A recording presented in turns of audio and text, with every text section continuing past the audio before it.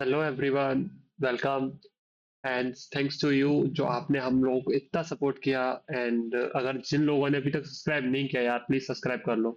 काफी अच्छा अच्छा कंटेंट आने वाला है इस चैनल पे। हम लोग काफी अपने एंड से काफी मेहनत कर रहे हैं कि आपको अच्छे से अच्छा कंटेंट डिलीवर कर पाए एंड बहुत ही शॉर्ट टाइम में डिलीवर कर पाए। एंड सॉरी यार, काफी टाइम से मेरी वीडियो नहीं आ पा रही थी, जस्ट मेरी तबीयत थोड़ी ठीक नहीं थी। बट अभी आई एम ट्राई कि जल्दी से जल्दी सारी वीडियो आए और आप ज़्यादा से ज़्यादा यहाँ से सीख के जाएँ। एंड अगर आज के टॉपिक की बात करें हम, तो टॉपिक है आज का हमारा सीपीयू शेड्यूलिंग। और अब आज से हम स्टार्ट करने वाले हैं, जिसमें हम सीखने वाले हैं कितने तरह की सीपीयू में शेड्यूलिंग होती है, क्यों करते हैं, क्या-क्या इसके फ़ायदे हैं, क्या डिसएडवांटेज है हर एक सीपीयू शेड्यूलिंग एल्गोरिदम के। तो स्टार्ट करते हैं। तो सबसे पहले सीखने की बात करें तो हमको इसमें क्या-क्या आना चाहिए। इसको सीखने से पहले तो आपको बेसिक ऑफ कंप्यूटर आता है, तो ठीक। एंड आपने प्रीवियस लेक्चर देखे हो, ये सबसे मस्ट है। अगर आपने अभी तक नहीं देखे हैं तो यार चले जाओ, जल्दी से जाओ, डिस्क्रिप्शन में आपको लिंक मिल जाएगी वहां पे। जल्दी से, अभी हमारे दो लेक्चर आए हुए हैं ओएस के, ओएस लेक्चर 1 एंड लेक्चर 2। तो दोनों के दोनों आप जल्दी से देख लो, ताकि आपका आधे से ज्यादा काम तो वही हो जाएगा। एंड अगर आपको फिर भी कोई डाउट लगता है तो आप कमेंट सेक्शन में जाके बता दीजिएगा हमें। एंड हमने अभी आज से आपको हैंड रिटन नोट्स मिल जाएंगे हमारे डिस्क्रिप्शन में ही। और अगर आपने व्हाट्सएप ग्रुप ज्वाइन नहीं किया है तो आपको व्हाट्सएप ग्रुप की लिंक भी मिल जाएगी आज इस वीडियो में, तो आप वहां से व्हाट्सएप ग्रुप भी ज्वाइन कर लीजिएगा, जिसमें आपको आपके नोट्स वगैरह वो सारी चीजें वहां पे भी आपको प्रोवाइड हो जाएंगी। ठीक है। तो स्टार्ट करते हैं पहले सीपीयू शेड्यूलिंग से। तो होता क्या एक्चुअली में सीपीयू शेड्यूलिंग, क्या मतलब इस चीज का मतलब है। तो देखिए, सीपीयू में आप लोग जानते हो कि हम कोई भी काम करते हैं, सारा काम किस में होता है, हमारा प्रोसेस सीपीयू में। हमने जान रखा है पिछली वाली वीडियो में। अगर आपने नहीं देखी है तो आप इस वीडियो को यहीं पॉज करो, पीछे जाओ, लेक्चर 1 लेक्चर 2 दोनों देखो बढ़िया आराम से, समझो उनको, देन फिर यहाँ पे आना। ओके। एंड मैं ट्राई करूंगा, अगर आप अभी नहीं जा सकते तो मैं ट्राई करूंगा यहाँ पे भी थोड़ा सा रिकैप करने का। ठीक। तो हमारा जो सीपीयू होता है, उसमें क्या होती है, हमारी मल्टीपल प्रोसेस हम लोग रन करवाते हैं। एंड वही प्रोसेस किस तरीके से सीपीयू के अंदर प्रोसेस होंगी या फिर एग्जीक्यूट होंगी, वो सारा काम किसका रहता है, सीपीयू शेड्यूलर का या फिर सीपीयू शेड्यूलिंग एल्गोरिथम का। हम किस तरह की अप्रोच फॉलो कर रहे हैं, लेट सपोज अगर हम बात करें, आपको मैंने, आपके या घर वालों ने आपको 3 काम दिए कोई भी, ठीक है। जैसे कोई भी एग्जांपल काम ले लो कि आपको तीनों काम करने हैं, लेकिन आपको पता है कि तीनों कामों में से पहले काम मेरे को सेकंड नंबर वाला करना है, फिर थर्ड करना है, फिर फर्स्ट वाला करना है। या आप कैसे पता चलाते हो, कुछ ना कुछ सॉर्ट ऑफ अप्रोच लगाते होगे कि हाँ यार, ये वाला काम मेरा जल्दी हो जाएगा, या मैं इधर से जाऊंगा तो ये वाला काम मेरा जल्दी हो जाएगा। इस तरीके से आप कुछ अप्रोच लगाते होगे ताकि आपका काम जल्दी से जल्दी हो जाए और आप जल्दी से जल्दी फ्री हो जाओ बिना किसी मेहनत के। तो वैसे क्या होता है हमारे सीपीयू शेड्यूलिंग में, क्या है हमारे पास में ऑपरेटिंग सिस्टम में वेरियस टाइप की हमारी प्रोसेस एल्गोरिदम्स रहती है, जिनका यूज हम करते हैं, या फिर हम बोले एक तरीका बोल सकते हो एल्गोरिदम की जगह पे। ठीक। एल्गोरिदम ही बोलते हैं उसको टेक्निकल लैंग्वेज में, बट अगर आप नॉर्मल भाषा में बात करो, एक तरीका हो गया कि आप कुछ सर्टेन एक रूल्स फॉलो करोगे एंड फिर उस हिसाब से आप उन प्रोसेस को कंप्लीट करोगे। ओके। तो ये अगर वैसे हम बात करें नॉर्मल जो हमारे पुराने वाले सिस्टम से, तो उनमें इतनी ज्यादा जरूरत थी नहीं, लेकिन अगर अब की बात करें तो हमारे पास क्या हो गया, मल्टीटास्किंग एनवायरनमेंट आ गया, जहाँ पे मल्टीपल प्रोसेस एक साथ में रन हो रही होती है कहीं ना कहीं, या फिर एक के बाद एक प्रोसेस रन हो रही होती है। और हमारा मेन अप्रोच क्या है, तो देखो हमारा सीपीयू काफी ज्यादा फास्ट है, सबको पता है। ठीक। और इसको हमें फ्री नहीं बैठने देना है। भाई हम इसको लाइट दे रहे हैं, एनर्जी दे रहे हैं, इतना सारा पैसा दिया और फिर इसको हम फ्री बैठा लेंगे तो ये तो गलत बात हो गई ना। तो क्या करना है, हमें सिर्फ फ्री नहीं बैठने देना है, तो उसके लिए हम अप्रोचेस लगाते हैं, बहुत अलग अलग तरह की एल्गोरिथम्स लगाते हैं, जिसके जरिए हम इससे ज्यादा काम करवा सके। क्या करवा सके, ज्यादा से ज्यादा इससे काम करवा सके, ज्यादा से ज्यादा हम इसको अपने यूज में ले सकते। ठीक है। तो बात करते हैं हम कुछ की कंसेप्ट की, जहां पे ये आपको आगे समझने के लिए थोड़ा ज्यादा जरूरत पड़ने वाली है। प्रोसेस की बात करें तो प्रोसेस आपकी क्या होती है, पता होगा आपको। चलिए, नहीं पता तो मैं बता देता हूँ। जैसा आपका ये सीपीयू है एंड आपने कोई प्रोग्राम यहाँ पे लिखा हुआ है, ओके, किसी भी लैंग्वेज में, मान लो like suppose C, C plus plus, कोई भी हो सकता है ऊपर। ठीक। अब आप ये क्या करोगे, आप इस प्रोग्राम को सीपीयू को दोगे रन करने के लिए, राइट। जब ये प्रोग्राम एग्जीक्यूट हो रहा होता है सीपीयू के अंदर, तो वही चीज आपकी क्या कहलाती है, प्रोसेस कहलाती है। जब ये प्रोग्राम आपके सीपीयू के अंदर होता है तो वही चीज आपकी क्या कहलाती है, प्रोसेस कहलाती है। एंड यही मल्टीपल प्रोसेस के सीक्वेंस में एग्जीक्यूट होंगी, ये आपका आता है सीपीयू शेड्यूलिंग के अंदर। ओके। अब नेक्स्ट बात आती है सीपीयू यूटिलाइजेशन क्या होता है। देखिए सारे नोट्स आपको हैंड रिटन मिल जाएंगे डिस्क्रिप्शन में। बढ़िया ड्राइव की लिंक रहेगी, नोट्स हैंड रिटन रहेंगे, आप डायरेक्टली उनको एक्सेस कर सकते हो, कोई भी इसमें एडिशनल लिंक वगैरह नहीं है जिससे आपको कोई परेशानी हो।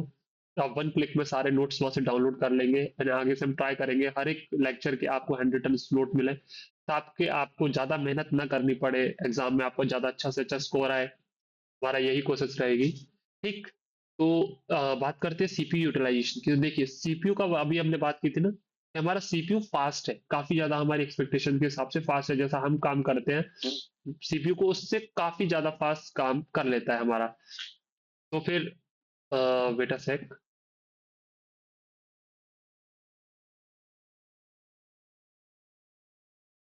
Just a minute. Okay, sorry for delay. Start from, या प्रोसेस हो गया था हमारा। एंड यहाँ पे थे हम लोग सीपीयू यूटिलाइजेशन पे। जी। तो सीपीयू यूटिलाइजेशन में जैसे अभी हमने बात की क्या कि हमारा सीपीयू काफी ज्यादा फास्ट होता है, राइट। एंड हमारा सीपीयू काफी ज्यादा फास्ट होता है तो क्या है, हम इसको कुछ प्रोसेस अगर नॉर्मली देंगे, क्या करेगा ये, कुछ टाइम बाद उस प्रोसेस को एग्जीक्यूट होने के बाद आइडल बैठ जाएगा। ठीक है। ये आइडली बैठ जाएगा या फ्री बैठ जाएगा, हम बोले तो फ्री बैठ जाएगा। और हमारा सीपीयू क्या है, हमें इस सीपीयू से काम करवाते रहना है, इसको फ्री नहीं बैठने देना है, हमें से ज्यादा आउटपुट लेना है। तो हम अगर इससे ज्यादा आउटपुट लेंगे तो हमारा क्या होगा, सीपीयू का यूटिलाइजेशन सही से होगा। और वो हम कैसे करेंगे, तो मल्टीपल जो हमारे एल्गोरिथम्स हैं उनका यूज करके हम क्या करेंगे, सीपीयू का यूटिलाइजेशन बहुत अच्छे तरीके से करेंगे। ठीक है, नेक्स्ट बात करते हैं थ्रूपुट का। तो थ्रूपुट भी आपका वही होता है कि आप सीपीयू से ज्यादा आउटपुट निकालें, तो वही आपका क्या हो गया, थ्रूपुट हो गया। ठीक, कुछ ज्यादा बेसिक डिफरेंस है नहीं। नेक्स्ट बात करते हैं टर्न अराउंड टाइम की। तो देखिए टर्न अराउंड टाइम क्या होता है। लेट सपोज कि मैं यहाँ पे किसी प्रोसेस की बात करूं, जैसे P1 कोई प्रोसेस है। ठीक है, ये हमारा कोई टाइम है जो मैं 0 से स्टार्ट कर रहा हूँ 10 तक। एंड कोई प्रोसेस यहाँ पे 1 पे आई। क्लियर। कोई प्रोसेस 1 टाइम पे यहाँ पे सीपीयू के अंदर एग्जीक्यूट हुई एंड वो यहाँ पे 9 पे सीपीयू से बाहर गई, टर्मिनेट हो गई या कंप्लीट हो गई। तो ये जो आपका कंप्लीट टाइम है, जब इसको रेस्पॉन्स मिला या जब फर्स्ट टाइम एग्जीक्यूट हुई, यहां से लेके जब ये प्रोसेस कंप्लीट होकर सीपीयू से बाहर गई, तो यही आपका क्या होता है, टर्न अराउंड टाइम, और TAT। Got it. बहुत ही बेसिक कंसेप्ट है। क्या कि जब आपकी सीपीयू के अंदर कोई प्रोसेस गई एंड फर्स्ट टाइम उसे रेस्पॉन्स मिला, तब से लेके जब वो एग्जीक्यूट होके बाहर निकली तब तक का टाइम आपका क्या होता है, turn around time. Got it. ठीक। वेटिंग टाइम क्या होता है अब। वेटिंग टाइम वो टाइम होता है जब जब प्रोसेस सीपीयू के अंदर रही एंड वो एग्जीक्यूट नहीं हो रही थी। समझ में आ रहा है। जब जब वो सीपीयू के अंदर रही और एग्जीक्यूट नहीं हो रही थी, तो अगर हम फॉर्मूले बेस में बात करें वेटिंग टाइम की, तो क्या, टर्न अराउंड टाइम माइनस बस टाइम। बस टाइम बोलोगे, बस टाइम क्या होता है, तो जिस टाइम पे सीपीयू के अंदर प्रोसेस एग्जीक्यूट हो रही थी, वो आपका क्या हो गया, फर्स्ट टाइम हो गया। रेस्पॉन्स टाइम क्या होता है आपका, रेस्पॉन्स टाइम जिस टाइम पे आपकी प्रोसेस को सीपीयू मिला एग्जीक्यूट होने के लिए पहली बार, वो आपका क्या हो गया, रेस्पॉन्स टाइम हो गया। ठीक।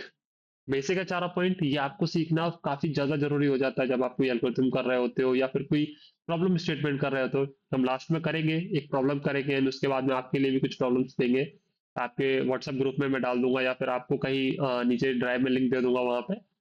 ठीक है। तो आप उसका जो भी आंसर है वो कमेंट पे दे देना बाद में, बात की बात है। अभी हम इतना देखते हैं क्या, कि हमारा रेस्पॉन्स टाइम क्या होता है, बस टाइम क्या होता है, वेटिंग टाइम क्या होता है, टर्न अराउंड टाइम क्या होता है, एक होता है कंप्लीशन टाइम। ओके, यहाँ पे मैं लिखने भूल गया। कंप्लीशन टाइम क्या होता है, जहां पे आपकी प्रोसेस कंप्लीट हुई वो आपका होता है कंप्लीशन टाइम। Got it. चलो तो इसी के साथ में थोड़ा आगे बढ़ते हैं। अब बात करते हैं कि क्यों हमें सीपीयू शेड्यूलिंग की जरूरत है। क्यों रीजन है भाई, ऐसे ही हमारा काम चल रहा था बढ़िया, एक प्रोसेस हम लोग दे रहे थे, हमारा काम हो रहा था। लेकिन क्या रीजन है, तो सबसे पहला रीजन क्या है, maximum CPU utilisation. Okay, colour change कर देता हूँ मैं यहाँ पे, सही से दिखेगा। मैक्सिमम सीपीयू यूटिलाइजेशन, हमारे सीपीयू को ज्यादा से ज्यादा हमको यूज करना है। हम जितना ज्यादा सीपीयू को बिजी रखेंगे उतना ज्यादा हमारे लिए चीजें आसान होगी, वरना बाकी प्रोसेसेस जो एग्जीक्यूट हो सकती थी उस टाइम पे, लेट्स सपोज सीपीयू फ्री बैठा और कोई और प्रोसेस वेट कर रही है फालतू में एग्जीक्यूट होने के लिए, तो इस कंडीशन में क्या होगा, हमारा सीपीयू फालतू बैठा रहा और हम फालतू में एक प्रोसेस के एग्जीक्यूट होने के लिए वेट कर रहे थे उस टाइम पे। तो ये सारी चीजें वहां पे नहीं होंगी। क्लियर? चलो नेक्स्ट देखते हैं मैक्सिमम थ्रूपुट। अगर हम मैक्स अब देखो, सीपीयू को हम ज्यादा से ज्यादा यूटिलाइज कर पा रहे हैं यहाँ पे, तो सही बात है ना कि ज्यादा से ज्यादा हमको थ्रूपुट मिलेगा या ज्यादा से ज्यादा हमारा काम होगा। थ्रूपुट इज बेसिकली कुछ नहीं है, केवल आपका आउटपुट है जो आपको मिलने वाला है। ओके, तो आप जितनी ज्यादा सीपीयू को यूज कर पाओगे आपको आउटपुट भी या आपका काम भी उतना ज्यादा होगा। ठीक है। और क्या है, मिनिमम वेटिंग टाइम। अब जैसे अगर आप क्या करोगे, अच्छी से अच्छी कोई सीपीयू शेड्यूलिंग यूज करोगे। ठीक है। लेट सपोज कोई प्रोसेस P1 है, वो एग्जीक्यूट हो रही है एंड वो वेट कर रही है किसी चीज के लिए, लाइक इनपुट या आउटपुट के लिए। तब तक क्या करे, P2 प्रोसेस आए और एग्जीक्यूट होके चली जाए। स्टिल अगर P1 वेट कर रही है तो क्या करे, P3 प्रोसेस आए, आके चली जाए। अगर P3 किसी इनपुट के लिए वेट करे तो P4 आए और एग्जीक्यूट होके यहाँ से चले जाए। तो इससे क्या हुआ, आपका इन प्रोसेस का वेटिंग टाइम क्या हो गया, कम हो गया। और यही हम चाह रहे हैं कि हम सीपीयू को ज्यादा से ज्यादा बिजी रख सकें, तो हमारा वेटिंग टाइम क्या हो उन प्रोसेस का, कम हो जाए। कहाँ पे, रेडी क्यू के अंदर। रेडी क्यू क्या है, जहां पे आपकी प्रोसेसेस एग्जीक्यूट होने के लिए रखी हुई है, एक के बाद एक, एक के बाद एक, एक के बाद एक। Got it? चलो बहुत अच्छी बात है। Minimum turn around time. अब देखो, अगर आप वेटिंग टाइम कम करोगे, लेट सपोज कोई प्रोसेस यहाँ पे आई, ठीक है, और फालतू में यहाँ पे उसने ज्यादा वेट नहीं किया ड्यूरिंग एग्जीक्यूशन, तो क्या हुआ, उसका टर्न अराउंड टाइम भी क्या हो गया, कम हो गया। Got it? अब आते हैं minimise response time. Response time क्या होगा, अगर कोई प्रोसेस कम वेट करेगी तो उसे जल्दी से जल्दी सीपीयू एलोकेट होगा, जल्दी से जल्दी वो एग्जीक्यूट होगी। तो क्या हो गया, इससे भी क्या हो गया, आपका रेस्पॉन्स टाइम भी कम हो गया। किसकी मदद से, कुछ आपकी सीपीयू शेड्यूलिंग से। Got it? चलो आगे बढ़ते हैं। और अब बात करते हैं गेन चार्ट का। गेन चार्ट क्या है भाई, ये कहाँ से आ गया बीच में। तो देखो, ये एक ऐसा टॉपिक है या ऐसा एक चीज है जिसके बिना आप किसी भी एल्गोरिथम को एग्जीक्यूट कर पाओगे, तो ऐसा आप मत सोचना। इसके बिना आपका काम हो जाएगा। अगर आपको इफिशिएंटली अपना काम करना है तो आपको गेन चार्ट बनाना पड़ेगा। गेन चार्ट कुछ नहीं है, केवल एक विजुअल रिप्रेजेंटेशन है आपकी टाइमलाइन का, कि कौन सी प्रोसेस कब आ रही है, कब जा रही है। तो उससे क्या करोगे आप, आपका वेटिंग टाइम कैलकुलेट कर पाओगे जल्दी से जल्दी, कंप्लीशन टाइम कैलकुलेट कर पाओगे, टर्न अराउंड टाइम, सारी चीजें आप किसकी मदद से कर पाओगे, इस गेन चार्ट की मदद से। ठीक है, तो ये बहुत ज्यादा इंपॉर्टेंट है आपके लिए।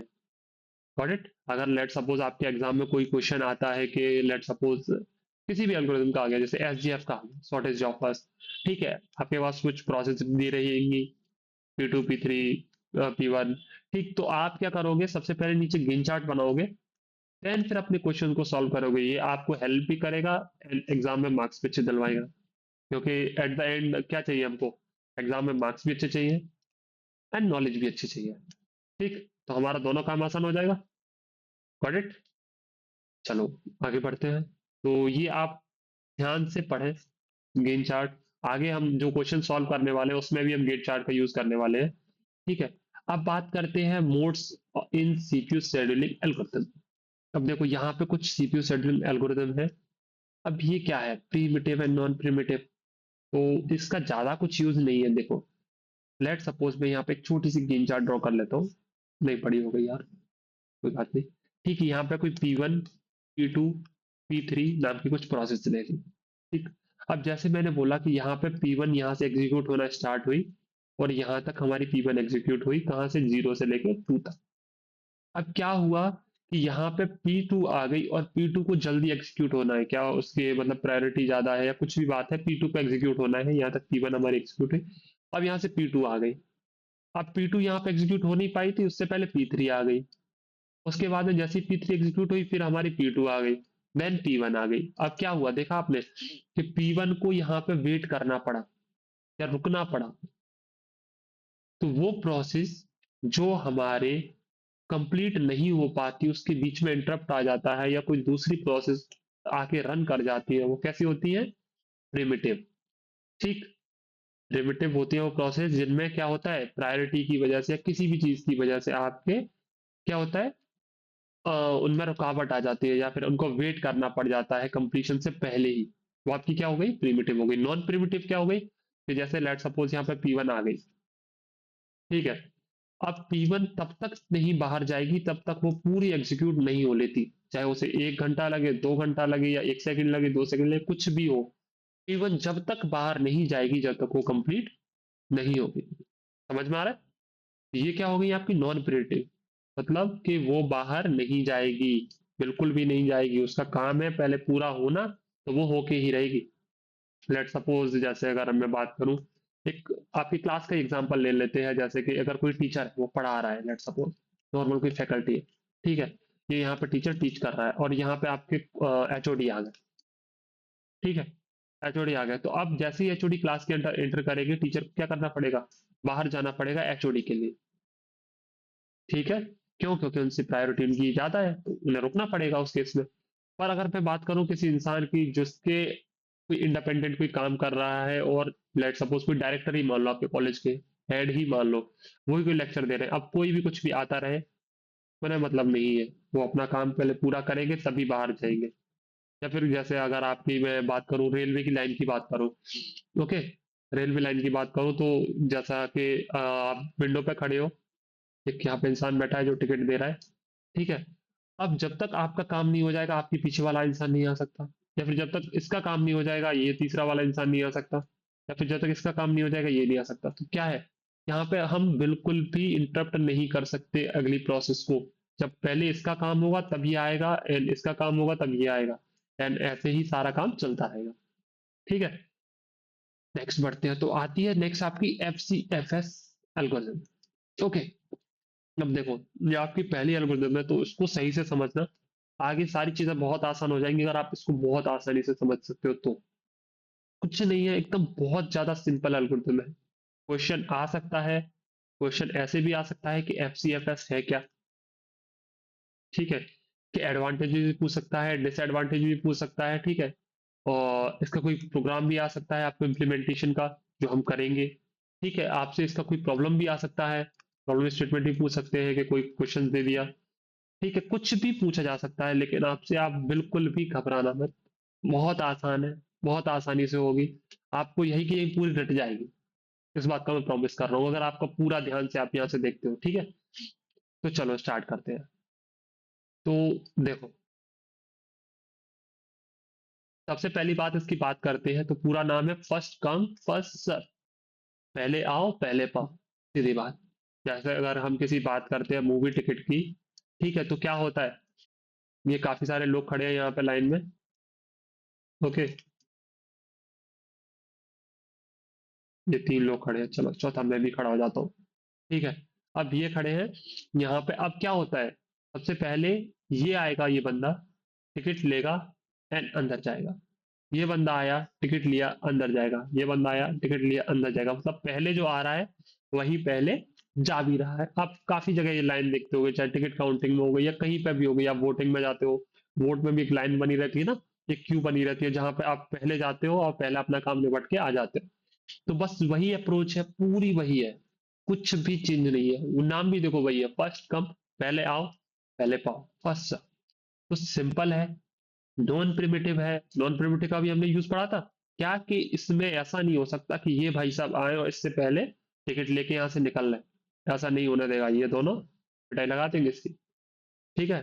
तो क्या होगा, पहले यही लेगा पहले नंबर का, फिर दूसरे नंबर का, फिर तीसरे नंबर का, फिर चौथे नंबर का, ठीक। तो कैसी टाइप, किस टाइप की ये एल्गोरिथम है, नॉन प्रिमिटिव, सिंपल है, ठीक है। The process that request the CPU first is allocate in the CPU first, सीधी बात, जो प्रोसेस में पहले आएगी या जो प्रोसेस पहले पाए आएगी वही सीपीयू को पहले एलोकेट होगी, उसी को पहले सीपीयू एलोकेट होगा या उसी से पहला काम आपका होगा, got it. It follows FIFO queue, आपने डीएस तो नहीं पढ़ा होगा, बट मैं बता देता हूँ, first come first out, like FIFO आपका क्या होता है, वही अभी बताया ना, फर्स्ट कम फर्स्ट आउट, आप पहले आओगे एंड पहले जाओगे, अगर आप किसी लाइन में, जैसे किसी बिलिंग की लाइन है, आप यहाँ पे पहले लगे हो आगे, तो आप ही पहले बार जाओगे, दूसरा लगा होगा दूसरे नंबर पर जाएगा, जो तीसरा होगा तीसरे पे, जो चौथा होगा वो चौथे पे बाहर जाएगा, मतलब जो पहले आएगा वो पहले जाएगा। यहाँ पे एक डेटा स्ट्रक्चर होता है क्यू का, ठीक, जिसमें आप कोई प्रोसेस पहले आती है तो वो पहले बाहर भी जाती है, गॉट इट। तो ये आपके मेन की पॉइंट है, इसको जानने के लिए इतना काफी है, इस प्रोसेस को या इस एल्गोरिथम को पढ़ने के लिए, ठीक। बात करते हैं एडवांटेज की, तो एडवांटेज क्या है, सिंपल है, इजी है, जैसे अभी आपको समझ में आ गया अच्छी तरीके से, non preemptive, no starvation, starvation क्या होता है, एनीवन, स्टार्वेशन वो होता है जहां पर किसी और प्रोसेस की वजह से, जैसे कि लेट सपोज कोई P1, P2, P3 and P4 है। ठीक है, अब बात करते हैं प्रायोरिटी की। लेट सपोज, ठीक है, प्रायोरिटी की बात करते हो तो यहाँ पे क्या एक लाइन लगी हुई है। ठीक है, यहाँ पे एक काउंटर है और यहाँ पे एक लाइन लगी हुई है टिकटिंग की। ठीक, वही एग्जांपल लेंगे हम। ठीक है, ये कुछ लोग खड़े हुए हैं और ये पीछे अब खड़े हुए हैं, गरीब आदमी एकदम। ठीक है, अब ये लोग टिकट ले रहे हैं। इतने में कोई बढ़िया गाड़ी आई किसी अमीर आदमी की। वो आया, बोलता है नहीं भैया पहले मेरा टिकट करो, मेरे पास 50 टिकट है, ये मेरे को करके दो अभी के अभी, अर्जेंट है। ठीक है भाई, अब क्या होगा, ये लोगों को वेट करना पड़ेगा ना। अब जैसे ये 50 टिकट कंफर्म हो ही पा रहे थे कि तब तक क्या हुआ, कोई रेलवे का अधिकारी आ गया, उसने बोला कि नहीं यार पहले ये मेरा काम है, ये मेरा काम करके दो। ठीक, अब ऐसे ही तीसरा कोई और पुलिस ऑफिसर आ गया, चौथा कोई और कहीं से आ गया। तो क्या हुआ, उसके चक्कर में ये लोग तो गए ना बेचारे, ये लोगों को तो नंबर ही नहीं आ पाएगा। तो ऐसी कोई कंडीशन नहीं होती, क्या है, लाइन है, जो पहले आएगा वही पहले पाएगा, तो ये वाली प्रॉब्लम यहाँ पे नहीं होती है। कोई प्रायोरिटी कंसिडरेशन नहीं होता है कि कोई प्रोसेस हाई प्रायोरिटी की हो, कोई लो प्रायोरिटी, कोई वही चीज जैसे अभी मैं बता रहा था ना यहाँ पे कि प्रायोरिटी किसी की हाई बनी रहे, कुछ भी बनी रहे, सब कुछ भी नहीं है, सारी प्रोसेस बराबर है, सब लोग पहले आओ पहले जाओ, वो वाला सीन है। Got it. डिसएडवांटेज की बात करें तो क्या हो सकता है, लॉन्ग वेटिंग टाइम हो सकता है। लेट सपोज जैसे अगर उसी की बात करें तो कोई स्टार्टिंग वाला ही बंदा आया और 50 टिकट लेके बैठ गया कि भाई मेरे 50 टिकट है करके दो। अब भाई सीधी बात है, फर्स्ट कम फर्स्ट आउट है, तो जब तक इसका काम नहीं हो जाता इसको टाइम नहीं मिलेगा। तो क्या करना पड़ेगा, इसको बहुत टाइम के लिए वेट करना पड़ेगा। तो उसकी वजह से क्या हुआ, कॉनवे इफेक्ट आ गया। स्टार्वेशन तो नहीं आया, बट क्या आ गया, कॉनवे इफेक्ट। कॉनवे इफेक्ट क्या होता है, जैसे कि लेट सपोज आपके पास में एक कोई रास्ता है, ये चौड़ा सा रास्ता है, ठीक है, तो आगे जाके पतला सा हो गया। ग्रेट, वैसे एक ही गाड़ी निकल सकती है, जैसे कोई ट्रक है, वो ट्रक फंसा हुआ है। अब ट्रक के चक्कर पे क्या हो रहा है, पीछे जो छोटी छोटी गाड़ियां है ना, वो बाहर नहीं निकल पा रही है, वो वैसे निकल जाती, पर ये फंसा हुआ है। अब ये इनको बाहर जाने नहीं दे रहा, रोका हुआ है भाई, धीरे धीरे करके जा रहा है। अब जो प्रोसेस जल्दी एग्जीक्यूट हो सकती थी वो इसके चक्कर में क्या है, वेट कर रही है, धीरे धीरे बाहर जा रही है। तो वही आपका क्या होता है, कॉनवे इफेक्ट होता है। जैसे मैंने बताया अभी यहाँ पे अभी इनफाइनाइट टाइम के लिए वेटिंग में नहीं गई तो स्टार्वेशन तो नहीं है, लेकिन क्या हो रहा है इसके चक्कर में ये काफी टाइम के लिए वेट कर रही है। तो क्या हो गया, कॉनवे इफेक्ट हो गया। इसके हिसाब से क्या हो जाता है, इनफिशियंट सीपीयू यूटिलाइजेशन, मतलब कि लेट सपोज यही प्रोसेस अगर कहीं आईओ के लिए वेट कर रही है, कुछ भी कर रही है, तो क्या करेंगे, सीपीयू का यूटिलाइजेशन नहीं होगा, सीपीयू हमारा फालतू में यहाँ फ्री बैठा रहेगा। Got it. तो यहाँ पे सॉरी भूल गया, FCFS ये लिख लेना, ठीक है, कोई दिक्कत नहीं। नेक्स्ट, रियल लाइफ में हम इसके एग्जांपल की बात करें तो देखो, अभी मैंने इतने सारे एग्जांपल दिए, आपको जरूरत तो वैसे नहीं होनी चाहिए रियल लाइफ में एग्जांपल की। जैसे अभी टिकट काउंटर का हो गया, ठीक है, आपका क्या हो गया, टिकट काउंटर का हो गया, आपका वोटिंग का हो गया जहाँ पे वोट डालने जाते हो, ठीक है, वोटिंग का हो गया। ओके, एंड काफी सारी जहाँ पे भी आप ये चीजें देखते हो, कहीं पे ऑर्डर करने जाते हो कुछ भी सामान या कुछ भी चीज है, सारा आपका किस में आ गया। या फिर जैसे आपने रेलवे की टिकट बुक की, तो रेलवे की टिकट में जैसे अगर आपका तो 29 वेटिंग पे है, तो जब तक वो 28 बंदों का क्लियर नहीं हो जाता आपका नंबर नहीं आएगा। Got it. तो वही सारी चीजें हैं, ये भी क्या है, FCFS है, फर्स्ट कम फर्स्ट सर्व, पहले आओ पहले पाओ। वरना अगर जब तक ये टिकट अगर कैंसिल कर देते हैं कुछ भी होता है, तो फिर आपको वहां पे टिकट मिल सकती है। उसके अलावा अगर इन लोगों ने टिकट कैंसिल नहीं की तो पहला चांस किनका आएगा, इनका आएगा। अगर जो फर्स्ट नंबर पे वेटिंग पे होगा उसको पहले टिकट मिलेगा, अगर किसी बंदे ने वहां से कैंसिल किया, कोई सीट खाली हुई तो। Got it. चलो बहुत बढ़िया। अब बात करते हैं सबसे बड़ी बात, हमारे क्वेश्चन की। तो देखो, क्वेश्चन है हमारा क्या, कि हमारे पास में कुछ प्रोसेस है, very good, P1, P2, P3, P4, P5, बहुत बढ़िया, अच्छी बात है। और इससे क्या होगा, आपके सारे कंसेप्ट क्लियर हो जाएंगे कि हम ये क्यों कर रहे हैं, और हमें कैलकुलेट क्या करना है, average turn around time and average waiting time. हमको क्या करना है, यही दोनों तो कम करने हैं ना, तो यही दोनों हमें निकालने पड़ेंगे। तो सबसे पहले हम बात करते हैं P1 की। तो देखो P1 सबसे पहले कहाँ आया, सीपीयू में आया 0 पे। हम यहाँ क्या करेंगे, गैंट चार्ट ड्रॉ कर लेके, नॉर्मल सी टाइमलाइन ड्रॉ कर लेंगे ताकि हमारा काम क्या हो, आसान हो सके। बड़े बच्चे, ओके। अब ये हमारा 0 पे क्या हुआ, P1 हमारे सिस्टम के अंदर एंटर हो गई। और कब तक चलेगी, 3 तक चलेगी, क्योंकि इसको बस टाइम कितना है, 3। अब ये यहाँ पे ये MS में भी हो सकता है, मिली सेकेंड हो सकता है, नैनो सेकेंड हो सकता है, माइक्रो सेकेंड, पिको सेकंड आप देख लेना अपने हिसाब से, आपको यूनिट दी होगी, अगर दी है तो लिखना कंपलसरी है, अगर मिली सेकंड लिखा है तो मिली सेकंड ही लिखना, वरना मार्क्स कट जाएंगे, और अगर नहीं दी है तो फिर नहीं लिखना, और अगर एक जगह लिख रहे हो तो सारी जगह लिखना, ये मत भूल जाना। ठीक है, तो अभी यहाँ पे नहीं दिए तो हम लोग नहीं निकले वाले, तो P1 है, P1 ने 3 यूनिट तक एग्जीक्यूट किया, गॉट इट। लेकिन लेकिन P2 कहाँ पे आ गया अपना, P2 2 यूनिट टाइम पे यहाँ पे आ गया कहीं पे, तो क्या करा P2 ने, फिर यहाँ पे वेट किया होगा, सिंपल सी बात है। और फिर उसके बाद में अब जैसे ये कंप्लीट हुआ 3 पे, तो देखो 3 पे इसमें से कौन सा आ गया था, यहाँ पे क्यू और बना लेते हैं, अगर आप चाहो तो क्यू बना लो। ठीक है, सबसे पहले कौन आया हमारा यहाँ पे, P1 आया। ठीक है, P1 हमारा एग्जीक्यूट हुआ, उससे पहले क्या हुआ, यहाँ पे P2 आ गया, गॉट इट। अब P2 आ गया, P2 एग्जीक्यूट हुआ कितना, 2 यूनिट। ठीक है, 2 यूनिट P2 को चला देते हैं, तो यहाँ पे 3 से चला, और यहाँ पे 5 पे हमारा P2 एग्जीक्यूट हो गया, गॉट इट। समझ में आ रहा होगा। अब क्या हुआ, 5 पे हमारा एग्जीक्यूट हो गया, अब देखो 5 पे हमारे पास में कौन सी प्रोसेस और आ गई थी, 5 तक हमारे पास में आ गई थी P4। ठीक, पहले कौन सी आई, P4, तो P4 को सीपीयू मिलेगा, गॉट इट। P4 को यहाँ पे सीपीयू मिला, अब P4 को कितना टाइम लगा, P4 को टाइम लगा 6 यूनिट, तो 6 और 5 11, 11 पे हमारी P4 बाहर आ गई। अब उसके बाद में कौन आई थी, तो यहाँ पर देखो P3 आई है, P5 आई, P3 आई कितने पे, 6 पे, तो P3 एग्जीक्यूट होगी अब यहाँ पे, P3 एग्जीक्यूट हुई कितनी देर, 5 यूनिट, P4 हो चुकी है ऑलरेडी। ठीक है, तो 5 यूनिट यहाँ से होगी तो कितना हो गया, 11 5 16, गॉट इट। अब उसके बाद लास्ट में बची कौन, P5 थी, P5 आ चुकी थी, P5 एग्जीक्यूट होगी, 4 तक कितना आ गया टाइम, 20। इस सीक्वेंस में आपकी क्या हुई, प्रोसेस एग्जीक्यूट हुई, गॉट इट। अब यहाँ पे हम क्या करेंगे, ये सारी चीजों को यहाँ पे फिल करते जाएंगे ताकि हमारा काम आसान हो जाएगा। अब P1 देखो यहाँ पे कब आई थी, 0 पे आई थी, लेकिन कंप्लीट कहाँ हुई, मैंने क्या बोला, कंप्लीशन टाइम जहां पे प्रोसेस कंप्लीट होती है कितना, 3, तो 3। ठीक, P2 कितने पे खत्म हुई, 5 पे, okay. P4 11, P3, sorry sorry sorry sorry, हाँ एरिया है, ओके, हाँ, आपकी P4 हुई थी ना, P4 11 पे, ओके, P3 16 पे, and P5 20, got it.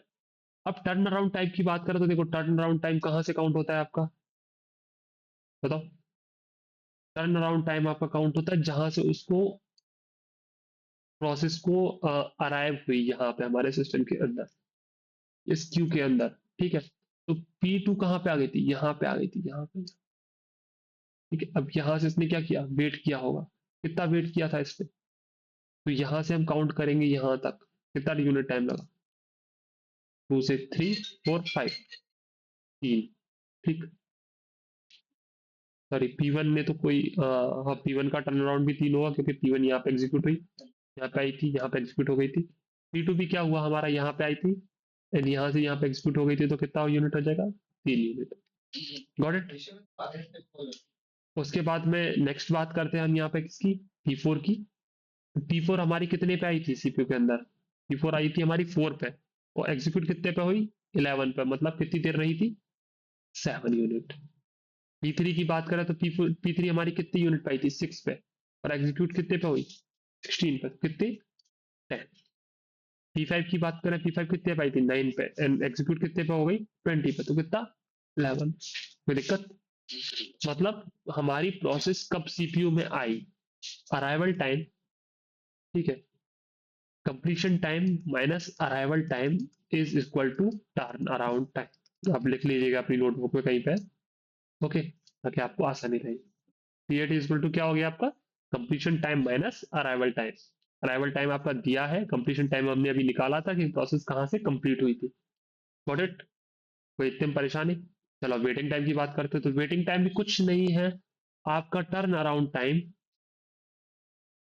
Waiting time क्या है आपका, टर्न अराउंड टाइम माइनस बस टाइम, बहुत बढ़िया। जैसे आपका प्रोसेस का टर्न अराउंड टाइम क्या है, 3, 3 - 3 0, 3 - 2 1, 10 - 5 5, 7 - 6 1, 11 - 4 बहुत बढ़िया निकाल लिया हमने। अब क्या करना है, अब सीधा सीधा कुछ नहीं करना। टर्न अराउंड टाइम आपके पास में आ चुके हैं सारे, सबको ऐड कर दो, जितनी प्रोसेस है उससे डिवाइड कर दो तो एवरेज आ जाएगा। चलो ऐड करते हैं, 3 and 3 6, 6 and 10 16, 16 and 7 कितने हो गए आपके, 23, एंड 23 and 11 आपके हो गए 34।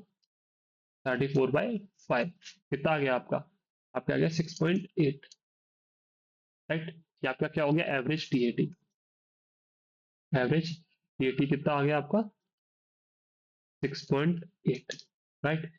अब उसके बाद करते हैं वेटिंग टाइम की, तो ये कुछ ज़्यादा ही वो हो गया मैसी, कोई दिक्कत नहीं। ठीक है, इधर कर लेते हैं waiting time,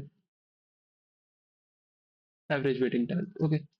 average waiting time कितना हो गया आपका, 0, 0 एंड आपका 1, तो 1 and 5 6, 6 and 1 7, 7 and 14, 14 ÷ 5, तो आपका ये कितना हो गया, 2.8। Got it. तो यही दोनों हमको निकाले थे, एवरेज टीएटी कितना हो गया आपका 6.8, एंड एवरेज वेटिंग टाइम कितना हो गया 2.8। समझ में आया। बहुत ही आसान चीज़ है, कोई इतना ज़्यादा डिफिकल्ट नहीं है इसमें, ओके। और अगर आपको फिर भी समझ में नहीं आ रहा है तो आप मेरे को बता सकते हो। कंप्लीशन टाइम की बात करें, एवरेज कंप्लीशन टाइम की, तो आप वो भी निकाल सकते हो। एवरेज कंप्लीशन टाइम कैसे निकालोगे आप, इन सबको ऐड करना, ठीक है, एन 5 से डिवाइड कर देना। तो ये मैं आपके लिए दे रहा हूँ, आप लोग निकालना और फिर कमेंट करके बताना कि आपका कंप्लीशन टाइम एवरेज कितना आ रहा था, ठीक है। और मैं कमेंट में, या फिर सॉरी कमेंट में नहीं, आपको डिस्क्रिप्शन में एक लिंक दे दूंगा जहां से आप इन सारे नोट्स को डाउनलोड कर सकते हो हैंड रिटन में, विदाउट एनी कॉस्ट। सारी चीज़ें फ्री है, बस आप पढ़ो और अच्छे मार्क्स लेके आओ, हम लोग यही सोच रहे हैं। और अगर ज़्यादा से ज़्यादा आप लोग हमको सपोर्ट करोगे तो और अच्छी बात होगी, क्योंकि अभी जैसा अभी हमने एक सब्जेक्ट स्टार्ट किया है आपका operating system, as soon as possible हम लोग चाहेंगे कि जल्द से जल्द हम लोग अगले वीक तक आपका दूसरा सब्जेक्ट जो होगा COA या CAO, कॉमन है, बीटेक में भी होता है, एमटेक में भी होता है। आप लोग गेट की तैयारी कर रहे हो, या फिर आपके BCA हो गया, MCA हो गया, या फिर MSc हो गया, BSc हो गया कंप्यूटर साइंस से, या फिर आपका किसी भी टेक्निकल सब्जेक्ट, सारे में ही आता है, ओके। तो आज के लिए बस इतना ही, तो के लिए थैंक यू।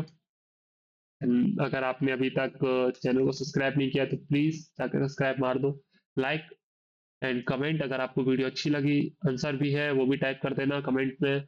और जब तक नेक्स्ट वीडियो के लिए ट्राई करेंगे, कल या परसों तक आपको नेक्स्ट वीडियो मिल जाएगी SJF पर। और उससे पहले मैं ट्राई करूंगा FCFS का इम्प्लीमेंटेशन। अगर आपको चाहिए तो आप मेरे को कमेंट कर देना कि सर हमें इसकी कोडिंग भी सीखनी है FCFS की, तो मैं कंप्लीटली आपको पूरा स्टार्टिंग से लेकर एंड तक कंप्लीट कोड करके बताऊंगा कि कैसे आप उसको इम्प्लीमेंट करोगे, एक एक फंक्शन कैसे बनाओगे, सारी चीजें, ओके। तब तक के लिए थैंक यू। अगर आपको मेरा पढ़ाना अच्छा लग रहा है या फिर कोई भी कमी है तो आप हमें बता सकते हो। एंड हाँ, व्हाट्सएप ग्रुप जरूर ज्वाइन कर लेना, ओके। व्हाट्सएप ग्रुप जरूर ज्वाइन कर लेना, ताकि अगर कोई भी ऐसा मैसेज वगैरह आता है या कोई भी इन्फॉर्मेशन होती है तो आप तक कन्वे हो जाएगी, या फिर कोई नया वीडियो का लिंक आता है और अगर आपके पास में नहीं आ पाता है तो अपनी वीडियोस की लिंक वहां पे भी डाल दिया करेंगे, या नोट्स वगैरह सारी चीजें वहां पे हम लोग आपको प्रोवाइड कर दिया करेंगे। एंड कुछ क्वेश्चंस भी है जो हम वहाँ पे अपलोड कर दिया करेंगे ओनली ऑन व्हाट्सएप ग्रुप पे, ओके। तो ये सब फ्री है, कोई कॉस्ट नहीं है। तब तक के लिए bye bye, take care, thank you.